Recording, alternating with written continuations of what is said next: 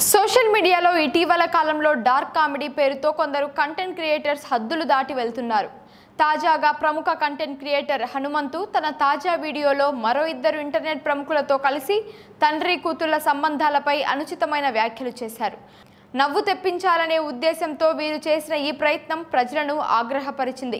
ఇటీవలి కాలంలో YouTube, Instagram వంటి సోషల్ మీడియా వేదికల్లో క్రియేటర్ల ప్రభావం గణనీయంగా పెరిగింది.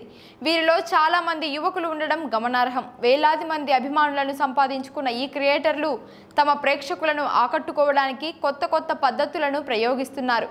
అయితే కొందరు మాత్రం వివాదాస్పద విషయాలు, అసభ్యకరమైన భాష, అశ్లీల సంభాషణలతో దృష్టిని ఆకర్షించే ప్రయత్నం చేస్తున్నారు. ఈ ధోరణి యువతపై ప్రతికూల ప్రభావం చూపే అవకాశం ఉంది. ఎక్కువ మంది అభిమానులను, వ్యూస్ని సంపాదించాలనే తాపత్రయంలో కొందరు ఇన్ఫ్లుయెన్సర్లు సామాజిక విలువలను పక్కన పెట్టి వ్యవహరిస్తున్నారు. ఇది సమాజంలో నైతిక పతనానికి దారి తీసే ప్రమాదం ఉంది. మరోవైపు ఈ క్రియేటర్లను చూసి ప్రభావితమైన యువత కూడా ఇదే బాటలో నడవడం ఆందోళన కలిగించే అంశం.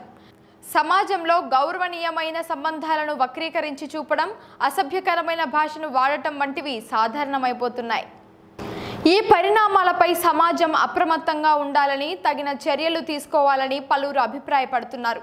సోషల్ మీడియా కంటెంట్పై నియంత్రణ, యువతకు సరైన దిశానిర్దేశం చేయడం వంటి చర్యలు అవసరమని నిపుణులు సూచిస్తున్నారు.